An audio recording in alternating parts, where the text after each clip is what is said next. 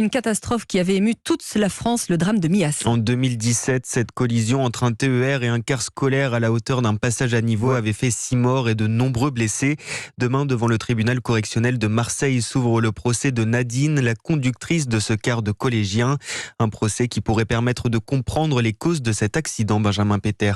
Il est un peu plus de 16 heures ce 14 décembre 2017 quand le car scolaire s'engage sur le passage à niveau. Un TER le percute à grande vitesse. 6 enfants de 6e qui rentraient chez eux dans les villages des environs sont tués.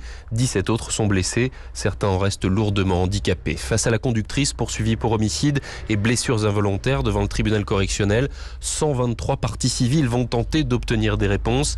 Avec cette question qui restera au centre des débats, la barrière était-elle fermée ou ouverte, comme l'affirme et le répète la conductrice à chaque audition? Si cette barrière était fermée, aurait-elle pu la voir?